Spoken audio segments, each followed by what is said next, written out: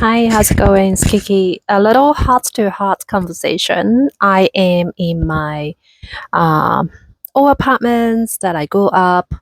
I moved here when I was about maybe 12, 13 years old. You probably can see some reflection of hanging all the clothes. In Hong Kong, we don't use any dryer. I don't think, yeah, I don't know anyone who has a dryer here, interestingly. We just wash it and hang it dry. This is what we do in Asia, and maybe some people do in Europe as well. I just want to give you an update of my traveling, what's going on. And I'm currently in Hong Kong right now. I'm going to stay for about another a month and a half, and I'm gonna sign up a school, a cooking school. I'm gonna do a postpartum chef cooking class, and I'm really excited. I'm gonna be attending this class, and it's gonna be a certificate class. So I'm really grateful for this opportunity. I was on a waiting list, so I didn't know that if I would get in or not. I just received the email yesterday, so I could get in. So I'm really grateful for that. This time in Hong Kong has been wonderful. I have to say that Hong Kong is such a beautiful city and it's so convenient, so everything's so efficient. The other day I went to the cooking school. I went to this like school, you can take all kind of classes there, and I thought that the line will be really long. I grabbed the number, and then from start to finish, from like applying for the class and talking to them, interviewing, it was like less than 30 minutes, like 20 something minutes. Like it was so quick, and that lady was so nice, and I'm really grateful for the efficiency in Hong Kong because we don't have that in the US, as you know. Um, so I think for now, my heart is pretty much telling me that I have to move back. Um, I, if you don't know, I have lived in the US for the past 14 and a half years now. It's been a very long time.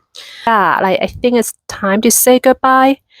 I do notice that every year, like this question has been lingering around in my mind that I want to move back to Asia, and I can give you a couple reasons why. The number one reason is my parents and my brother and his wife. They're all in Hong Kong.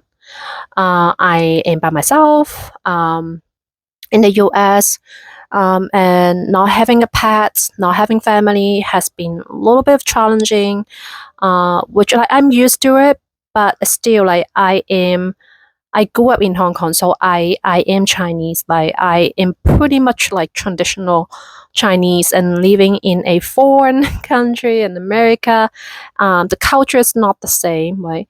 So this is my second reason that the culture is not the same. Although I do meet a lot of wonderful people in the US, and I'm pretty much like I can.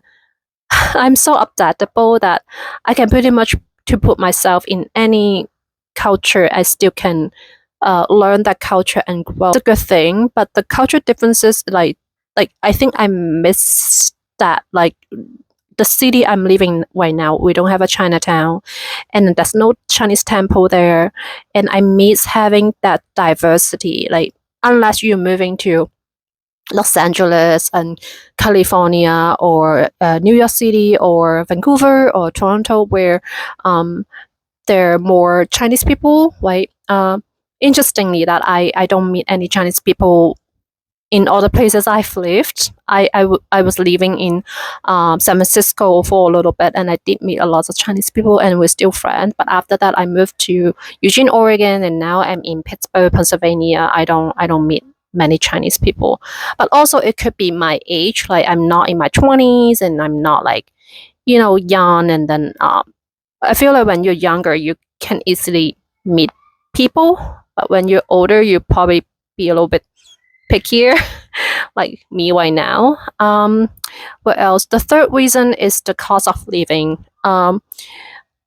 As you know, that cost of living has rised up so much since COVID, and the grocery bill has increased by like 40%, 30 to 40%. And I mainly eat organic. So the food bill every month is so high. Like I barely can make ends meet sometimes because I am a freelancer. I don't have a full-time job, and I try to be careful with my expense, but at the same time I need to take care of myself.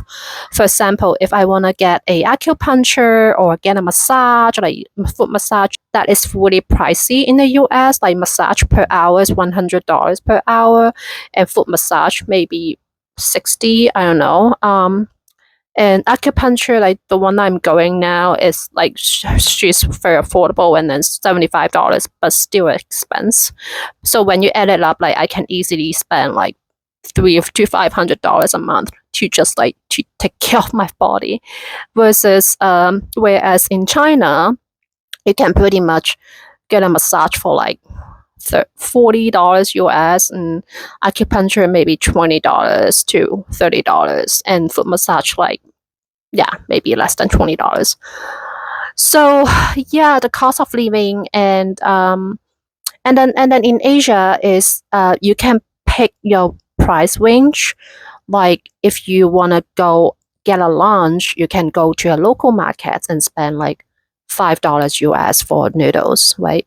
If you feel like you want to splurge, you can go to a fancy restaurant and spend like $30 or $40 for lunch. So you can pretty much pick your price range. So you still can get like the joy of going out to eat. It's not like in the US we try to save up and we ended up not going out, and we ended up staying home all the time. Like it sounds so bad. Like it's like the loneliness. The epidemic is the loneliness, where people don't go out and get together with others. And I think in Asia it's not like that. Like we tend to do things together.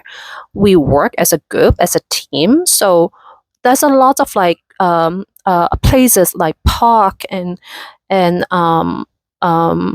like coffee shop or 饮茶茶樓. I means like the place that have dim sum. Like people like go there regularly, so you can go meet friends and create that connection with people. So this is very important. This is like part of that I'm missing out. Like we don't do things together in the US. I have friends, but usually we only meet like one-on-one, and or a few people, or we barely meet. We probably meet like once every 2 or 3 months. So I do feel I'm not used to it as a person who grew up in China and Hong Kong, and I like to be included in a big group because I feel better when I'm surrounded by people, like-minded people. What else? The other thing is dating. The last reason I can talk more. So dating life has been tricky in the US. I am divorced. My ex-husband, who is American. The reason I got a divorce was various reasons. One of them is the cultural differences. So I would like to meet someone who is open-minded and like close to my culture somehow. All the places I have lived, there are not many Chinese people, but that's okay. I'm really open-minded. I don't mind dating. Anyways, is for people, but like dating has been tricky and more difficult since COVID. Men, they don't come and talk to you, and I don't use dating app. I tried, but it didn't really work. So dating has been a problem for me. I've been single for a while, but I do want to meet someone. So I think for me to moving back, the chance of meeting someone is much higher than keep staying in Pittsburgh, Pennsylvania. Somehow, this is my intuition. It's been telling me. That's why I want to move back. So those are other reasons why I want to move back to Asia. I still have a lot to do, but I'm really hopeful. I'm excited to be back. I feel so good when I'm back.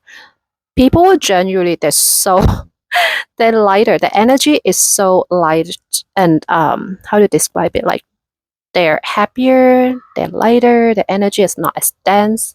They don't talk about politics. We all know what's going on, but like there's no point that you keep talking about that because it's not gonna change anything. So we just need to take care of each other, and people are just they are family. Most of them they're family oriented. They take care of the family. They get together with their friends. When they have a little bit extra money, they go traveling. If you live in Hong Kong, it's like in the middle of Asia. You can pretty much spend $200 and hop over to Japan or Taiwan or Thailand. It's very easy. So I miss that part of it. Like when I was living here, I could just go to Thailand, yeah, like so easily, and I miss that. So those are all this beautiful reason why I wanted to move back. Yeah, so let me know what you think about um, being a immigrant for many years in the US, and you are also thinking about moving back to where you're from, because things change, cities change, like a lot of things have changed, and people don't stay the same, and when we change we need to make a different decision for our life. And like change is what is constant in life is change, right? So there you go. This is my talk today, my heart to heart talk. I hope you like it, and let me know what you think and comment below. Bye.